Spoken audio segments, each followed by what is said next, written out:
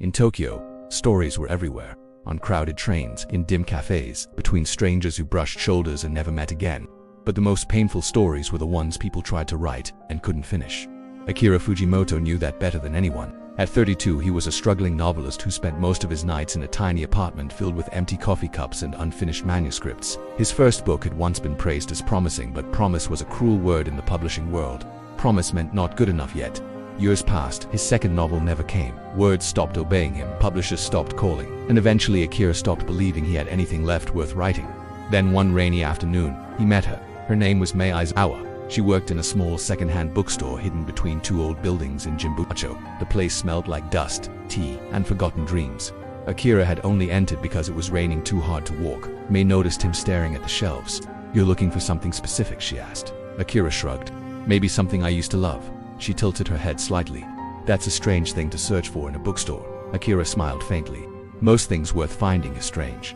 Mei had soft eyes that seemed to notice everything but judge nothing. Over the next few weeks, Akira started visiting the bookstore often. At first he told himself it was for the quiet atmosphere. Then he realized it was because of her. They began talking about books, old authors' lost classics, stories that hurt in beautiful ways. One evening Mei asked casually, "Do you write?" Akira froze. "Used to."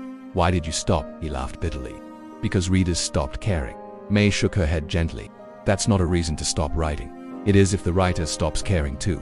Mei didn't push the topic again, but something about her presence felt different. She never treated Akira like a failure. She treated him like someone whose story wasn't finished yet. Slowly, painfully, he began writing again.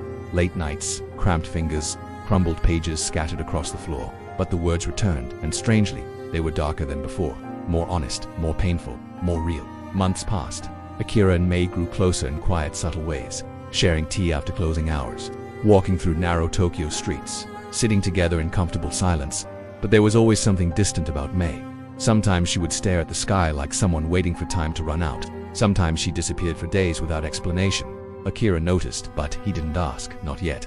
One winter night, Akira finally showed her his manuscript. The novel was called Crimson Ink, a tragic love story about two people who met too late in life. Mei read the entire thing in one sitting.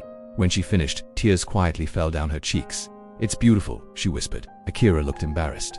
"It's depressing. Love usually is." He watched her carefully. "You speak like someone who knows." Mei smiled faintly. "Maybe I do."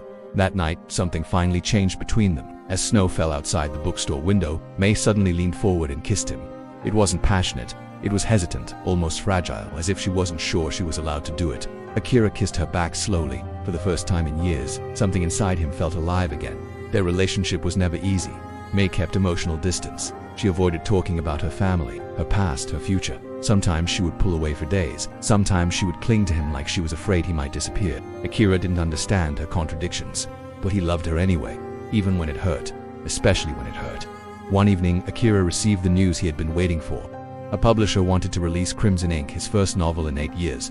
He rushed to the bookstore to tell Mei, but when he arrived, the shop was closed, locked, dark. A small note was taped to the door, closed indefinitely. His heart sank. He called her phone. No answer. Days passed, then weeks. No messages, no explanation, just silence. Nearly 2 months later, Akira received a letter. It was from Mei. Her handwriting was calm and delicate, but the words shattered him. She wrote that she had been diagnosed with a rare blood disease years ago, something doctors had been treating, but couldn't cure. She hadn't told him because she didn't want to become another tragedy in his life. When she saw his manuscript, she realized something painful. If she stayed with him, the story would end exactly the way he wrote it, and she didn't want to become the reason his life turned into fiction.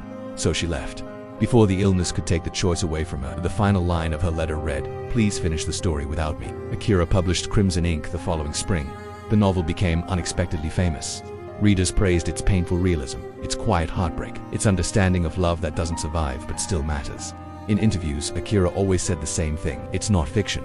Years later, he sometimes visited a small hospital garden outside Tokyo. There was a bench under a cherry blossom tree where he would sit quietly, not because he knew she would come back, but because love leaves habits behind, even after the person is gone. And every spring, when the blossoms fell like soft pink snow, Akira would open a small notebook and write. Because the truth Mei had taught him was simple. Some love stories don't exist to last forever. They exist to change the ending of your life.